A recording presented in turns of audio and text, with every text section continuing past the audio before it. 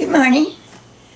It's a lovely morning today, and I'm here to do something different. I always do something different. I can't just do the same thing. So today I'm going to experiment and show you a different way, a different kind of paper. I have this Yupo, and I've had it around, and I have done a couple.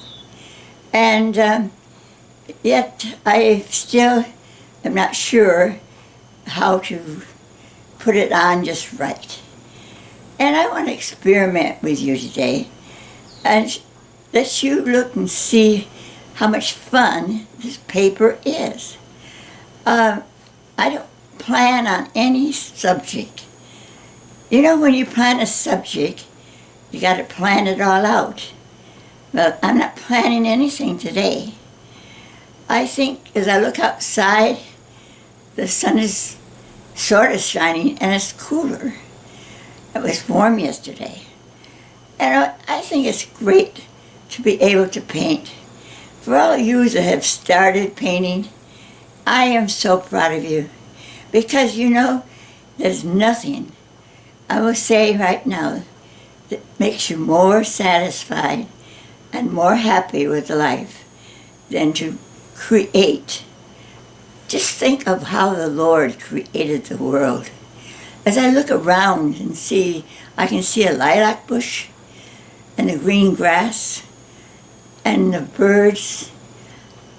What wonderful things God has created. And think of how much pleasure He's had to create. So, He's given me that pleasure and how I praise Him for it. So let's get started today. I have a smaller sheet. I'm going to have to measure it. I'm not sure what size it is, but I hope I get the whole painting in this time. And so bear with me, and let's go and have fun.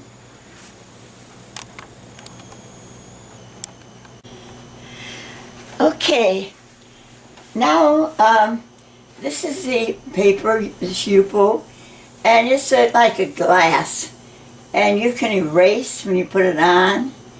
It's kind of interesting paper because it's not normal. It doesn't. It's real smooth, and I just taped two sides because I'm painting with it this way, and usually it's better to paint flat, but I really don't think you can see it as good, so I'm going to try it this way, and that's experimenting too. And what I've done is I'm going to use, you can use any kind of paint. You can use acrylic and all different kinds. But what I'm going to do, and I don't know if you can see this, but it's kind of battered up, but you know how those things get. What I've done is I put on one side I put some watercolor, and on this side over here I put some gouache. Now, are you asking me what gouache is? Well, I'll tell you. It's also watercolor added, white added to it. And so I'm just going to use just a few different, so this is my palette, and I'm going to use a flat brush like this, and also a round brush, something like this, and I may get different brushes. This is a different one too. First of all, it's always been good to put a little water on it, and really, I don't know what this is going to do, but I'm not going to make anything special, and if something special comes out, that'll be good. I'm going to use my gold ochre first, and I'm going to just put it on like this, and you'll be surprised when you use this. You got to come in, you just put it on, and add something else to it. There we go. See, if you use your brush like this, you get that. Or you can use your brush like this. Or you can flip it if you got some water on it. You can flip it like this. And let it run down, who cares? You see what we're doing, we're experimenting. And that's what's so fun about it. I'm not worrying about anything else. And I just wish that more people would look at painting as a fun project instead of, well, am I good enough? Okay, maybe I'll just, and you know you can just wipe it off if you don't like it, okay? I don't know what that is, and I don't care what it is. I'm kind of looking to see what the paint does. You do have to kind of keep your brush not too full of water. I think I'll try a little gouache. This is a yellow ochre. That's what that does. Doesn't do much different, does it? And I also have a nice orange in gouache. I put it on a little thicker with little shorts. Okay, now, you see how that's dripping down there? Well, you know how I am about drips. I like to have things drip because I think it gives you a little bit of a different feeling. Go off. You know, it's always good to go off the edge.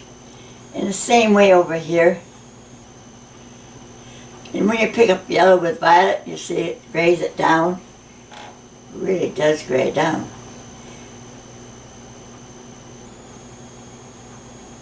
If you don't get the paint on here, then you can't do anything afterwards. So you have to, but I want to show you what you can do if you don't like that right there. Look at that. See? It's gone. Right now it's wet. You can come back with a little brush. You understand this is just a experiment. And I'm experimenting myself. That's what I like to do. Wash your brush off. Wipe it down. You can come right back to the white paper, see? Okay. Copper is a really bright color. It's really interesting, I think. And it does brighten everything up. If you, with a wet brush, you can get rid of everything if you want to. Okay, I turned it around. I'm going to go back with my big brush again. Be sure and tap it a little bit. And I'm going to come in with some blues. This is a civilian blue.